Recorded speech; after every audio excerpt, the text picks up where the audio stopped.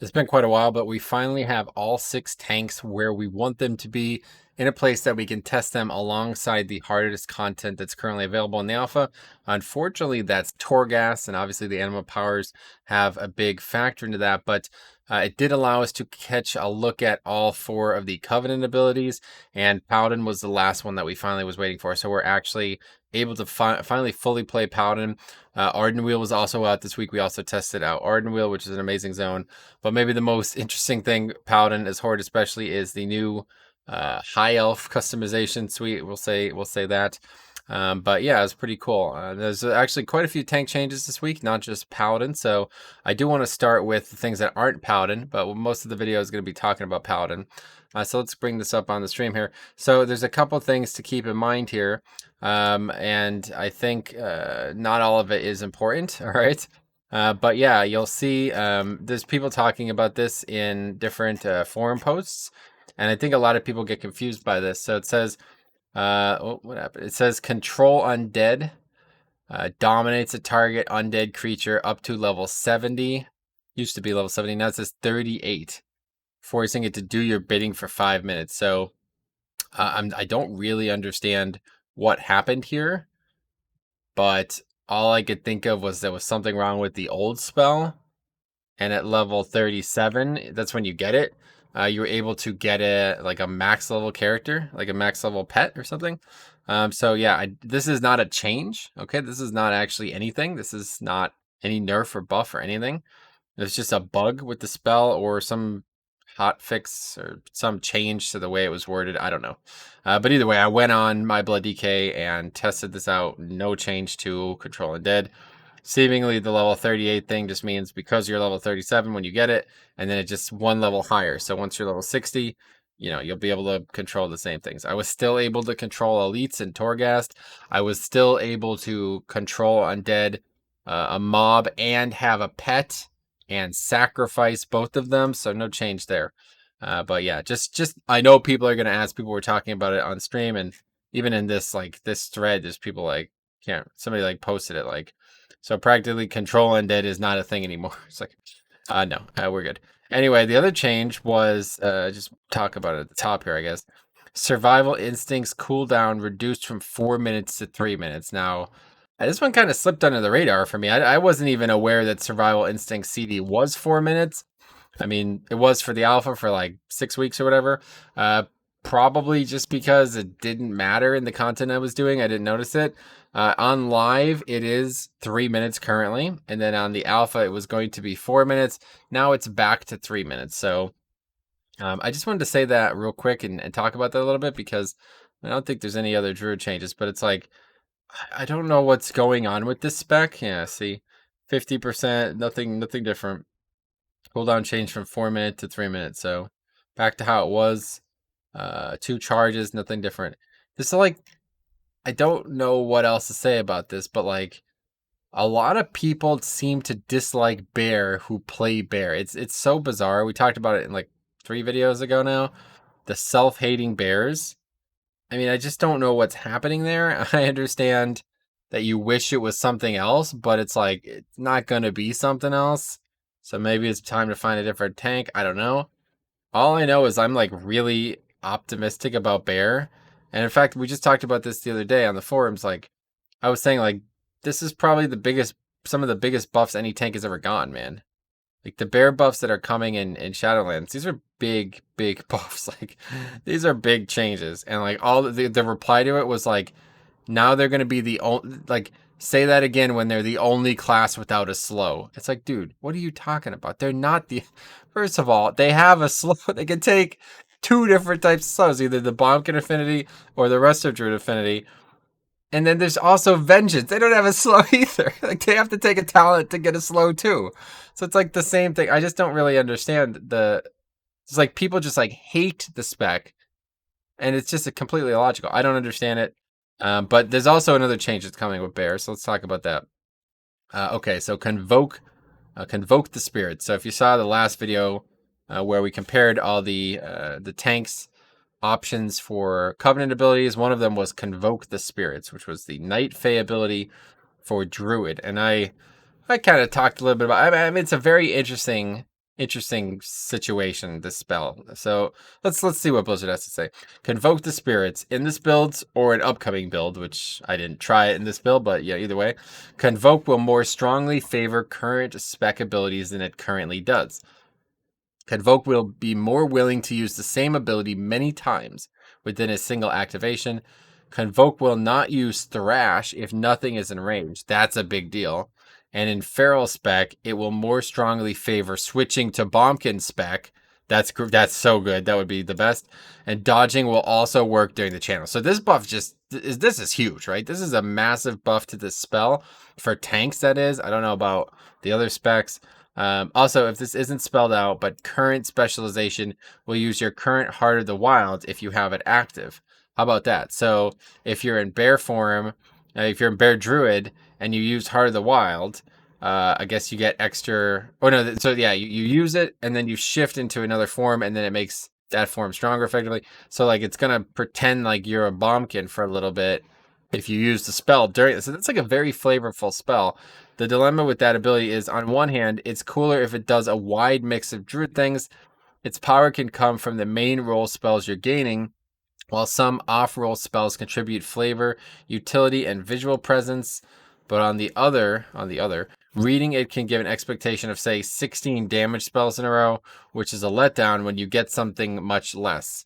We're going to tinker with the mix somewhat to find a better balance here. So, like, I mean, the way I look at it is just change the way it's worded. Like, I mean, anybody who sees this spell, like, I mean, look at the way it reads. Call upon the Night Fae for an eruption of energy, channeling a rapid flurry of 16 druid spells and abilities over 4 seconds. Then it says the spells. You will cast Moonfire, Wrath, Regrowth, Rejuvenation, Thrash, Rake, Shred, and Iron Fur on appropriate nearby targets, now favoring your current specialization. 4-second channel, 2-minute CD. So we talked a lot about this spell.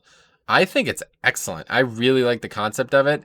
It's a little like the animation looks really weird because it happens so fast. Like 16 spells in 4 seconds. That's a lot of spells. And it looked really weird when it was Thrash a lot. But I think the best case for this is on the pull, like before you fight. 3, 2, use the spell for 2 seconds. And then you start the pull with potentially 10 stacks of Iron Fur. I mean, is that not just the most overpowered spell? Like, am I wrong about that? I mean, it depends on how, like it says specifically, will strongly favor current spec abilities more than it currently does. And it already gave, like every time I use it, I would get like 5 or 6 stacks of Iron Fur. So I was like, well, what are we going to get? 10 stacks of Iron Fur? I mean, I don't really know what to think about this spell, but I think this is actually overpowered. And I think people are going to sleep on it because they're going to be like, oh, it's too lol. I cast Regrowth on somebody, Rawful. But like, you know, I guess that could happen, right? Like, but that's not a bear spell, right? I just don't know how it's going to actually play out. Like, if you're in a group of 5 players, is it going to put spells on other players? How often is that going to happen? What's the realism behind the spell? We don't know this yet, obviously, because you can't test it and it's not finished. But to me, it's just like, this seems really, really strong. And I think the fact that you could actually avoid Thrash if there's nothing in range, this is nuts. Because this was a big deal. It was like, I just used Thrash 3 times and it didn't hit anything. This is a very big deal. Like, this might be the biggest change that this ability could have. But anyway, now let's get into Paladin. So I just want to say one thing about Paladin. They have maybe some really cool class customization. I talked a little bit about this on the stream, or quite a lot about it, but I really just like the feel of Paladin thematically, like the class itself. I always have. And now that like the whole high elf thing, and also I made this dwarf, like look at kind of like a wild hammer female dwarf, excuse the no shirt. But yeah, I love this. Is something that looks really, Paladin just looks really good to me. So Paladin is definitely my second favorite class. I would easily say it's my first favorite class in a lot of ways. Death Knight is my favorite spec, Blood DK. It has my favorite spec, that is. But I don't really like the other ones, like Unholy and Frost. I don't really like those specs. But I like the concept of a Death Knight a lot. But Paladin, I like all 3 specs. And I love the theme of their character and, you know, how that works. So I was really happy with this high elf look thing and like the beard and the new, you know, free transmog hairstyle thing. And just the overall look of it. It just looks really good. So that's not what you came here for, but I just wanted to say that out loud. So let's talk a little bit about what we learned this week. So there's two real things that we tested. The first thing being just Paladin in general.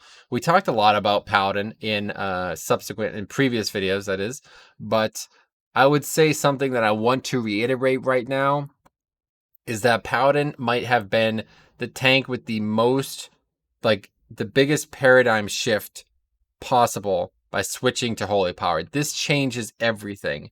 And I think you might see a little bit of that in this log. Now, this is a Torghast log.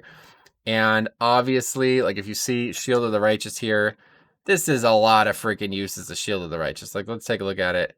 I mean, well, should be looking at damage done instead, I think. But yeah, either way, you're going to see a lot of uses of Shield of the Righteous. And not all of that. Why am I not able to click it? But anyway, you can take a look at this log yourself. But yeah, not all of it is because of anima powers. That's my point, right? There we go. So I used the ability 444 times, whereas I only used Judgment 286, and I only meleeed 610, and I only cast 164 Avenger Shields, and I threw 402 Blessed Hammer. So what is the ratio for your live Paladin? Because I don't properly play Prot Pally on live, but let's just look at the first 30 minutes of Torghast. It's a lot different, all right? But you still see a ton of casts. 121 compared to 108 judgments. This is effectively just a short CD spell, 12-second recharge. This has an 18-second recharge, but also has Holy Power attached to it. So somehow I managed to use more Shield of the Righteouses than I used Judgments. So what does that tell you? I think that tells you that they are going to have dramatic uptime gains on Shield of the Righteous coming in Shadowlands. Now, it also tells you that they have abilities in Torghast that make the spell more usable, obviously. Okay, this is not a dungeon log. I wish I had time. There's just no players on the alpha. By the way, I logged on the alpha the other day. I did a /who. 17 players online. So that's, maybe they should invite more players. But anyway, but yeah, I think, you might be able to look at this, get some info on this. The big thing from Torghast, though, is that there was anima power that reduced the cost of your Holy Power spenders. So obviously that meant I'd cast a lot more Shield of the Righteous. But still, I think the overall, like, even if you just look at like 10 minutes of Torghast, I think the goal is that you're going to see potentially a lot more uses of Shield of the Righteous compared to maybe what you saw in Legion. Maybe I'm wrong, or BFA. Maybe I'm wrong. You guys tell me, as Prot Pally mains, what you think about the fact that they're using Holy Power. Because to me, there's major buffs here that aren't obvious. Number one is that obviously potential dramatic uptime gains for Shield of the Righteous. Number two is that it allows you to heal multiple people back to back now. That's more because of the passive that we talked about in previous videos. But that since Word of Glory is now like a completely different spell than what it used to be, the Hand of the Protector or whatever, it's a much different spell now. You could target anybody freely, and there's all these different things to interact with it. I think that makes them into an excellent support tank, which they already have a bit of a niche of being. And of course, the big thing is that there's now all these talents that affect Holy Power generation. Like, there's a whole row just affecting Holy Power generation. And I'd imagine there's going to be legendaries or other buffs and things like that, kind of like, whatever the corruption and essence systems end up being in Shadowlands, that they're probably going to affect Holy Power. Like, that's just probably what they're going to target, right? It seems like that's the way it's going to go. So this whole, I think Prot Pally is in the place that they want to be. I really do.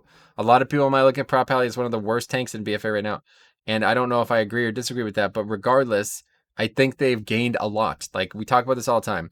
I think Blood DK is the tank that has gained the most. So they're number one. Number two, gained the most? I think it might be Prot Pally. I really do. I think it might be Paladin. It's a toss-up because Bear and Brewmaster gained a lot too. But let's just say it's Prot Pally. I'm gonna say it's number two is Prot Pally. Number three, I'm gonna say is Brewmaster, because they didn't gain a ton, but the stuff they gained is very flavorful, very interesting spells that are gonna help their kit a lot, and of course a massive defensive, effectively shield, which I am very interested. Like, Brewmaster is easily my second favorite tank right now. Brewmaster and Paladin are going to be something I'm definitely going to level. And then I think Bear is number 4, the tank that gained the most. And then I think it's just Vengeance. Vengeance didn't gain a lot. That's the thing. We haven't talked about Vengeance much, and they're just kind of, I feel like they're a little stagnant. I like the spec. I like them in Shadowlands, and I like them in BFA. They're fun. They're very interesting tank, but they got a couple cool talents and a couple interactions, but I think they lost a lot. They're going to lose the most because of essences and corruption and BFA systems, right? But they didn't, like, empirically, warrior tank, they lost the most, right? Like, they didn't gain anything. In fact, I think, I don't want to misquote him, but Sizable told me, he said, if anybody asks how I feel about Shadowlands Prot Warrior, I should say that their ability, Demo Roar, which is effectively as strong as Last Stand, or as strong as Shield Wall, is no longer affected by, what's the name of the spell? I don't remember. It's no longer affected by the spell that makes them get more usages, the talent that makes them get more usages of the spells. I just wanted to throw that in there because he said that, and that really, he's right. Like he said, that's the biggest nerf the spec, any tank got, because that Demo Roar is like, or whatever, Demo Shot, whatever it's called, is like that's a huge spell for their reduction. And now that it's not, that's the name of the, anyway, you guys let me know. But hey, let's talk about the final thing we want to talk about here today with Prot Pally. Okay, now we finally got to test the last 2 abilities for Prot Pally, and one of them is insanely, it's very interesting. Okay, so we're going to go through all 4 of them again because it's been a while. We have covered these heavily on the channel in this series. These playlist is here, so check it out. But these 4 abilities might be 4 of the most interesting abilities, and they're maybe the ones that are the most interesting to compare, I feel like, because the other classes, they're all, we've talked about them, but these ones are like, wow, these are very interesting to compare. So here, let's go through all of them. Okay, so Ashen, we're going to start with Ashen Hallow. That is the one from Venthyr. Okay, the Venthyr Covenant. We made like basically a whole video on this spell because I thought it was the most bizarre spell, and they actually changed it like the week later, and so now it's just what it is. But I still think it's the worst possible, like compared to the other 3. I think it's the worst one, and it's a very interesting looking spell. It's a very interesting spell in general, but the CD is just way too long. I don't feel like it does anywhere near enough. But a longtime Paladin and a longtime viewer as well has told me that, if you look at the math, it's actually like, it's better than you think. It's like multiple holy lights. It's good numerically. It's not as bad numerically as I thought it was, but I still think the CD on it is just way too long. No matter what they change, I think they need to find a way to change it. I think it should just replace Consecrate. So check out the conversation on Ashen Halo or Hollow, however the hell you say it, in previous videos. But for now, we're going to talk about the other 3. Okay, Divine Toll. So we actually got to test this one in Torghast when we tested Pally heavily on the stream.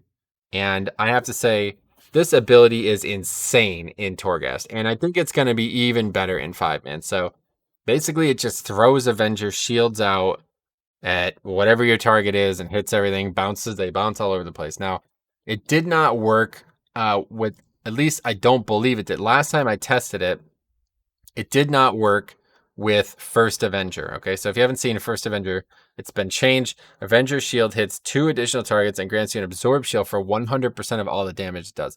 It didn't, last time I tested it, it did not work. I didn't see it work on the alpha this week, but I didn't explicitly test it, so I don't see why it would have changed. Either way, that would be ridiculous. If it ever does work in the future, this is the best talent, and that is the best. Like, that's not even an option. Okay, that is the best spell. Because now it's going to bounce even further, and it's going to do a ton of, like, look at, this is my overall healing. Let's reset the, whatever the zoom. This is my overall healing for Torghast. And you're going to see it's First Avenger by a pretty good margin, considering Word of Glory. I was basically spamming Word of Glory at one point because it was giving me a buff. So yeah, this is a sizable shield. Yeah, it's not like super big, obviously, but it is very, very frequent. In fact, as you see, 50% uptime on this shield. That's pretty nuts. So yeah, that's cool. I'm very happy about Prot Pally's defensive kit, especially with Divine Toll. And I think I'm very interested in seeing how Divine Toll works for Holy Pally too, with Holy Shock. But for now, Divine Toll still seems like it's the best one, okay? We also got to test Vanquisher's Hammer. which was not shown on stream, but was the day before. It was the day the alpha came out. That was Wednesday. We were raiding. Throw a hammer at your target, dealing shadow damage and empowering your next Word of Glory or Templar's Verdict, or whatever. Yeah, it's just Word of Glory, obviously, for Prot. And it automatically triggers Shield of the Righteous. So these are very interesting. These two things do something significantly interesting from my perspective of Prot Pally, okay? Divine Toll does basically the same thing. It's going to allow you to get a lot more uptime on Shield of the Righteous, a lot more uptime on your active mitigation, okay? Vanquisher's Hammer is going to do the same thing. Now, this CD was, I believe, it was a 1-minute CD. I probably should have written it down, but it was a short CD. It was up a lot, okay? So one way or the other, it's very, very accessible. This might have been 2 minutes, and this might have been 1 minute, but I don't know. I should have paid more attention. Sorry about that. But anyway, yes, either way, it's going to buff Word of Glory. And this does a good amount of damage. Like, this was a good amount. This is one of your highest damaging spells, okay? I don't think it's going to do as much damage as Divine Toll, but the big problem is this is a single target spell, okay? This is the Necrolord Covenant, by the way. So this is, like, we talked about the Necrolord Covenant. It's a very, very, very strong covenant for tanks because it's got this shield. That's like its minor spell is the shield, right? Everybody keeps like circle jerking the freaking blink or whatever from Venthyr. I remain unconvinced. I do not see a place where it will be used. Maybe I will be wrong. Very likely I will be, as always. But as of right now, I think if you're tanking and you're just looking for pure min-max, you're just going to take the Necrolord one because it's going to give you a 50% of your health shield potentially before combat starts. Like, that's absurd. You know what I mean? So I don't know. Right now, this one, it was a good amount of damage, and it really screams like, oh, this is going to be great for Shield of the Righteous. But it makes me think, what happens if I use Word of Glory on somebody else? Do I gain Shield of the Righteous? Probably. That's probably how it works. But what happens if that's not how it works? What happens if that person gains Shield of the Righteous? So I wasn't able to test it, but it's an interesting little thing to think about. Imagine if I was able to heal my co-tank and he gained Shield of the Righteous. How nuts would that be? But anyway, probably not going to happen that way. And then the final one, the one that we really want to test, the one that is a freaking whole block long, Blessing of the Seasons. So it is a very interesting spell. Originally, it was, I think, aura. I don't know. It was like meant to look like an aura.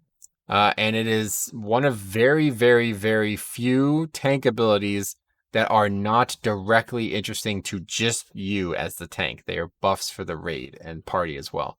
So we tested this a lot on the alpha. If you want to see the stream, I would recommend seeing it. It looks gorgeous. The 4 casts of it all have very cool visuals. Really, Night Fae is quickly turning into my favorite covenant just because of how good it looks. But very interesting, and I'll just go through them quick.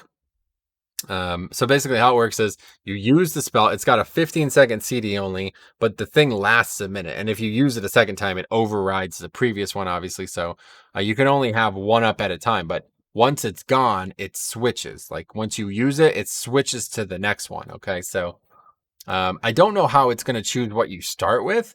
I have to imagine it's just going to be like, oh, whichever last, like, you know, like you get it and it just starts with one. And then after that, there's no reset on it. It's just going to keep rotating until you've gone through the 4 of them and then it resets, right? So it makes me think like, if you really want to start a fight with one of them, you're going to have to wait a whole minute for that to happen. So I don't know how that's going to work out, but either way, let's go through all of them. Summer causes their attacks to, so this is, and again, we'll read the whole thing. Blesses your party members with aspects of one of the seasons lasting 1 minute or until you activate to the next season, until you advance to the next season. 15-second cooldown. Summer. Their attacks have a high chance to deal holy damage. Okay. So that's very interesting. That's probably the best one. I mean, if you're looking to impact a raid group, this is probably the best one. Use this on the pull. Big DPS increase for everybody. And again, I don't know exactly how many people it's going to hit. Not able to be in a raid group right now, but provided it hits more than you, which I know it will, this is going to be a very good one to start any pull, especially Bloodlust up, okay? Then it goes to the next season, which is Autumn, obviously. Autumn cooldowns recover 10% faster. This is an interesting one too, because If you've seen any situation with ineffable truth in BFA, it's actually stronger than I think a lot of people think it is. And I think a lot of people think it's probably less strong than they realize, and they just never try it because they know the stats, the different corruptions are so much better. But ineffable is like actually very, very interesting. And right now, there's a bug, I guess they're calling it. They thought they were fixing it. They're not fixing it anymore. An interaction with this cooldown reduction where an ability like Red Thirst for Blood Death Knight, it increases that like reduction of the CD by that percent of ineffable. So for example, in this case, a 10% ineffable truth, which is not possible on live, but a 10% ineffable truth during that Red Thirst, when you use a Heart Strike and consume with Death Strike, you would gain 10% more. So instead of, however many what's it going to be like 10 seconds off, you know what I mean? So that's also possible with Paladin with a certain talent, but I don't think it's going to work that way. I assume that is not an intended situation. I'm just telling you how good Ineffable has the potential to be. So something like this might have the potential to work that way too, okay? Then next up is Winter. Now this one might be maybe the most controversial one. I think the one that I think I'm potentially interested in seeing how it plays out, but anyway, reduces the movement speed of enemies within 40 yards by 20% and their attack speed by 10%. So how this works is every time you use it and then it buffs the person, and then every time they swing, it lasts like for a certain period of time. So I actually had 2 up at this point. I used it and the swing, I swung and then I used the next one, use spring, and the buff was still on the mob for fairly significant period of time. So that is a 10% attack speed reduction. That for a full minute and more, right? Because I think it lasts like 10 seconds or something like that. So like it could last for more than the full minute. And obviously it's just gonna keep recycling. It's gonna keep on the target no matter what. And it could potentially be on many targets, obviously, if you have multiple people. So yeah, the whole movement speed thing, I don't think that's gonna be super valuable. But this one is very interesting to me because again, it potentially turns the tank into giving them the ability to buff the other tanks or the other damage dealers in the group if they're taking, if this is applicable to them, long story short. But then the final one is Spring, increases healing done and healing received by 10%. So like, yeah, that sounds like that'd be good on like a fight where you really need a healing CD. You know what I mean? But in general, I think this is just going to be a absolute mess to balance. I think people are going to hate it. I really do. I think this type of almost RNG, like it's to cycle from summer to spring, that's a long period of time in between those. You know what I mean? Like you got to sit there and wait. You got to cycle through ones you don't want. So I don't know. Like I don't know if it's going to work the way it should. I'm almost thinking they should lower the CD on it. Maybe 10-second CD. 15 seconds is short. But like, to have to cycle through it 3 times to get to the one you want, it's unfortunate. I'm not really sure what they should do. Make it a shorter CD. Make all the buffs bigger. I don't really know. But I don't know. What do you guys think about this ability? One way or the other, I cannot help but shake this feeling. I can't shake the feeling, that is, of Prot probably having the most interesting ones. Like this Ashen Halo one is such. I feel like if it was just different, they would have the 4 most interesting ones. They really would. I like some of the Blood DK ones. Like Vengeance has a really cool one. Monk has a really cool one. Bear's got some interesting ones. But all 4 of these are just like, wow, these are really, really interesting. They're all very, like, it almost makes me want to see how all 4 of them work interchangeably. Because I think they might have the potential to be, like, as a class, they might gain the most from the Covenant ability. So, let me know what you guys think. Prot Pally was a lot of fun exploring, especially with the, like, High Elf thing. And Torghast, it was really fun as Torghast. So let me know what you guys think. But that is it. We've now seen every tank in Torghast. So the next thing that we're going to do is try to start testing tanks in 5-mans. We still have yet to do the Necrolord, all that stuff. But I'd imagine the next thing we'll do is we'll get a good chance to see we'll start doing tanks in dungeons. And we did this earlier. If you didn't see one of the videos, I think it was maybe the 2nd or 3rd video in this series, where we just did a bunch of tank testing in dungeons, and I definitely want to get back to that on the alpha. I've been having a lot of fun on BFA too, so we've been spending a lot of time there. But yes, in the future, that's what our testing coverage is going to look like. We're going to start doing, hopefully the problem right now is that to get into a dungeon is just a crapshoot. Like if there's a healer on the server who's looking to queue, you get in. If not, you will be in the queue all day. You literally, there's not enough players. So there will only be like 1 or 2 groups running a dungeon at a time. So let me know what you think. Otherwise, we will see you guys in the next one.